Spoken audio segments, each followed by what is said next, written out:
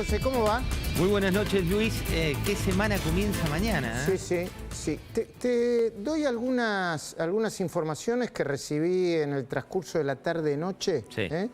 Muy cerca de la oficina del presidente dicen que efectivamente van a proponer y van a impulsar un recorte del financiamiento a los partidos políticos para eventualmente con ese recorte aumentar el presupuesto para educación. Y dentro de educación, el presupuesto para las universidades. Dicen que si quieren aumentar las partidas de las universidades, una de las vías posibles para concretarlo es reducir los fondos públicos destinados a las agrupaciones políticas. ¿Se entiende, no? Totalmente. Esto va a ser seguramente una de las batallas, Luis, de la semana que se va a instalar como lucha del gobierno contra la casta. Bueno, ¿y cómo lo quieren hacer? Una alternativa es que, entiendo que a través de la discusión del presupuesto, todavía no lo tengo claro, pero entiendo que es a través de la discusión dentro del presupuesto, se pueda modificar la ley de financiamiento de los partidos políticos, la 26.215. Y en ese contexto tratar de plantear que hay un recorte. La que fija las extensiones del fondo partidario permanente. Esto está dentro de la órbita, no del jefe, sino del vicejefe del gabinete del Interior, Lisandro Catalán, y tiene una asignación presupuestaria de casi 3.000 millones de pesos para su administración en el presupuesto 2025. Mirá vos, Luis, un día con también muchas noticias internacionales. Te veía hace un rato hablando con Inés Capdevila respecto a lo que puede pasar en Estados Unidos. Palo y palo, ¿no? Palo y palo, encuestadoras que, como bien planteabas vos no sabés lo que miden las notas de encuestadoras de Estados Unidos, porque hay un debate allí respecto de quién gana, cómo gana, si es la recta final, y hay que ver si pasa como ocurrió en la Argentina, donde en su momento le erraron todas. ¿Te acordás de eso? Sí, hay en la nota de Inés Capdevila hay un interesante fenómeno. Dice que hay una tendencia a las consultoras de revisarse los números para no pifiar por mucho, ¿viste? Un poquitito para arriba, un poquitito para abajo. Pero también es una lotería, ¿no? Porque por más que vos midas con mucha precisión, hay estados como el de Pensilvania que definen obviamente un voto para un lado o para el otro, que son determinantes, ¿no? Totalmente. Y hay varios estados, creo que está Michigan. Bueno, hay siempre una es decisivo lista. También el estado de Florida, exactamente, que es uno de esos lugares, ¿te acordás? Bueno, Florida se descuenta que va a ganar Trump, se descuenta que va a ganar Trump, pero yo no me animaría a dar ningún pronóstico, menos de la Argentina, ¿no? No, y aparte es una elección que tiene muchos detalles muy distintos, que bien te lo explicaba Inés hace un rato. Y en otro lugar de Ciudad Gótica, de nuestro bendito mundo, hoy por hoy, en España, lo que está pasando qué fuerte eso, en Valencia, ¿no? es terrible, una tragedia realmente climática. Vos sabés que, haciendo el rastreo de qué inversores argentinos hay en Valencia, el principal inversor de una compañía local es Fenoglio, el argentino Fenoglio, ¿viste? El de Rapa Nui. El de Rapa Nui, Franui sí. y demás. Su hija Leticia y él montaron una planta allí para producir estos chocolates que son muy famosos en el mercado local.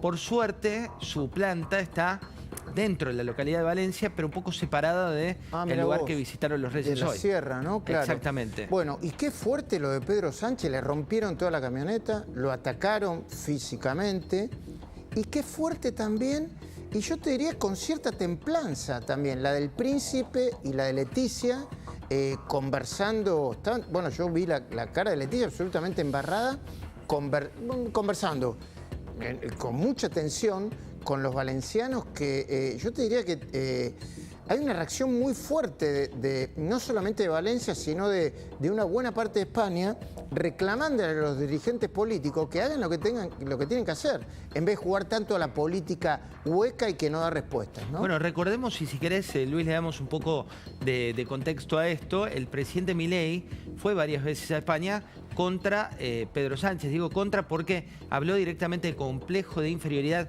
Mirá, Luis.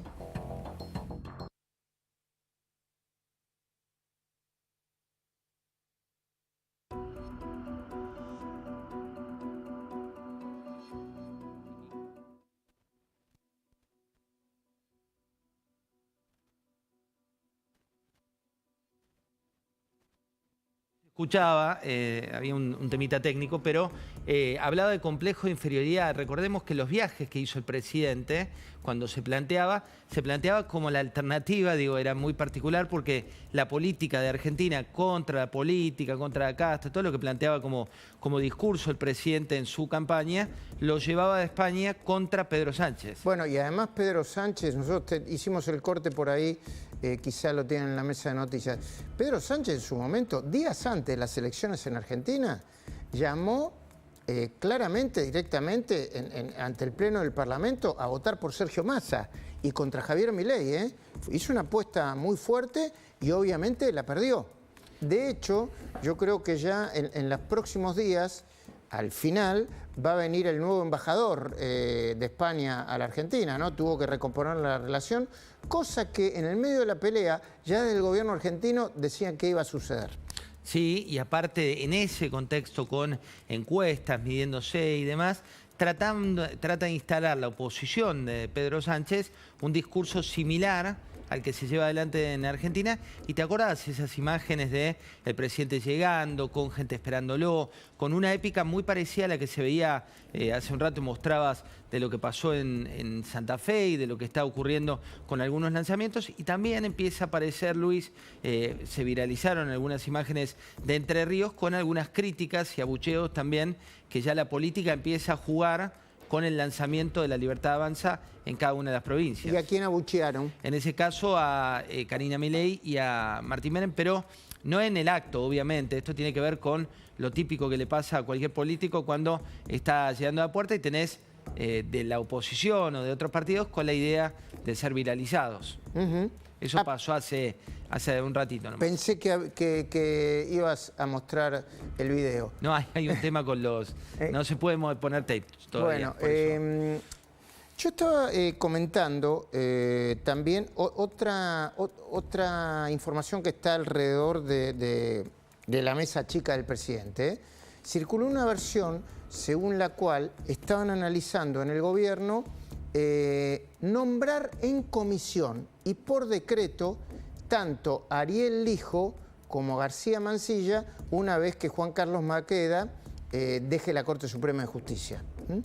Yo estuve preguntando y ¿qué te dijeron? Me dijeron que esto no iba a suceder, que iban a seguir por la vía de tratar de convencer a la mayoría de los senadores para que finalmente voten a favor de Ariel Lijo y de García Mansilla. Cosa, el número, que todavía no lo están logrando, pero era algo que me aclararon porque había circulado muy fuertemente esa versión.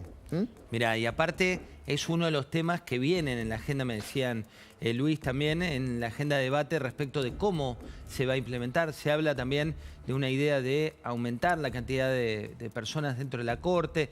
Digo, es un tema que está, ¿viste cómo ocurre con los ejes de debate?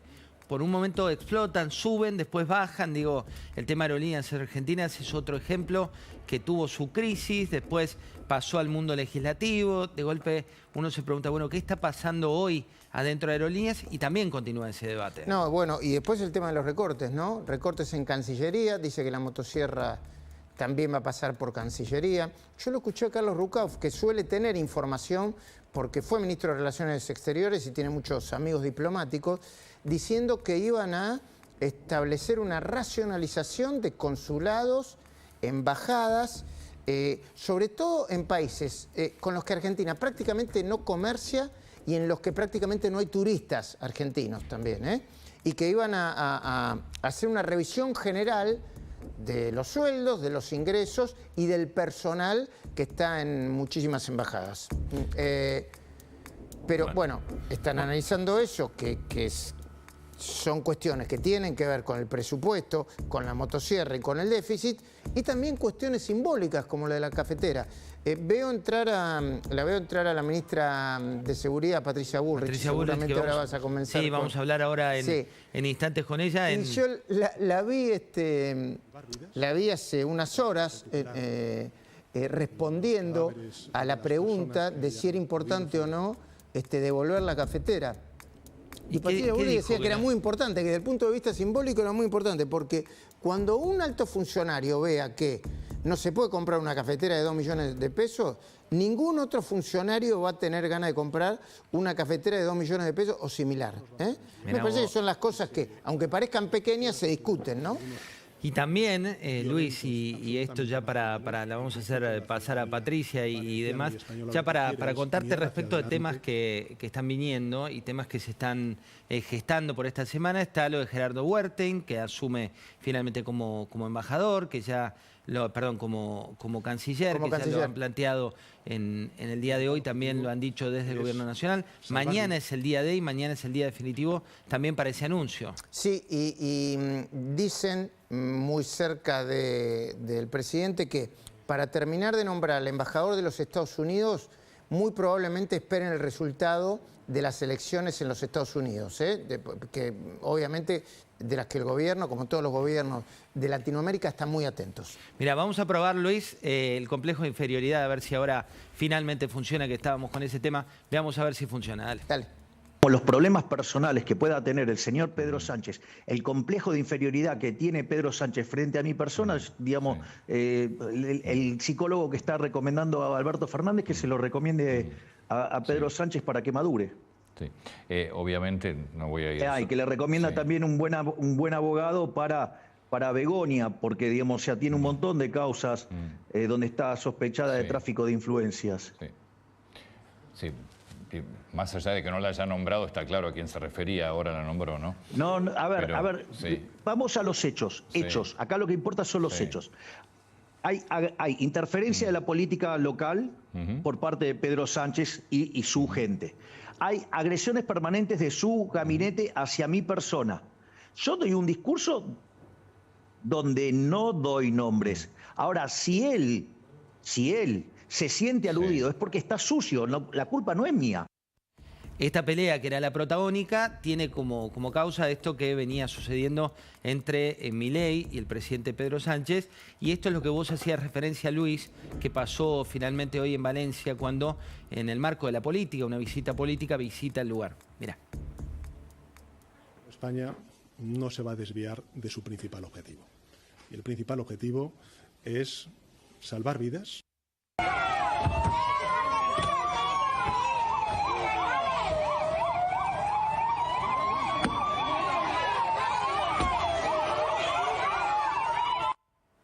Esa era la camioneta donde iba Pedro Sánchez, ¿no? Esa era la camioneta, ¿no? Sí, muy fuerte. Y el palo ese, bueno, era un escobillón, me parece, ¿no? No sé si era un palo o un escobillón. Pero la gente alegaba que habían llegado tarde, que no habían escuchado. De hecho, al rey Juan Carlos, cuando fue, perdón, el rey Felipe, cuando fue, esto le pasaba, mirá.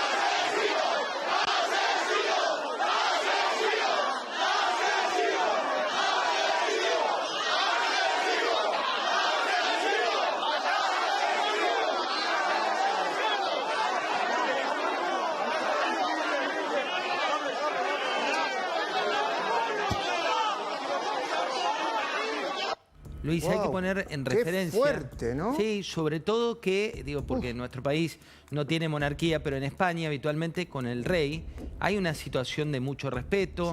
Tienen obviamente las críticas y hay antimonarquía como en la mayoría de los países que tienen este tipo de situaciones, pero es una de las figuras, sobre todo a partir del cambio de Juan Carlos a Felipe, que ha establecido una relación muy de respeto con la población y ha tenido un rol muy importante en ese caso en varias situaciones humanitarias. No, bueno, me parece... en Europa en general y en España en particular hay toda una discusión sobre el sistema político que no es ajeno a lo que pasa también en Argentina, ¿eh? Pero evidentemente le están pasando una factura y una factura fuerte, ¿no? Bueno, hasta donde nosotros sabemos, hablamos hace un ratito con Fernando González, el director del Observador en España, y nos decía que oficialmente hay 210 muertos, pero se descuenta que cuando terminen las tareas de rescate van a haber unos cuantos más. No, y mirá lo que le pasaba también a Leticia, ¿no? La reina cuando visita el lugar. Recordemos que ella, en su momento, cuando era periodista, tenía sus misiones, tenía sus coberturas, iba en ese contexto a visitar y solía hacerlo de una manera muy recurrente, pero después lo hizo en el marco de este reinado. Veámoslo. Dale. ¡A ti no te falta agua!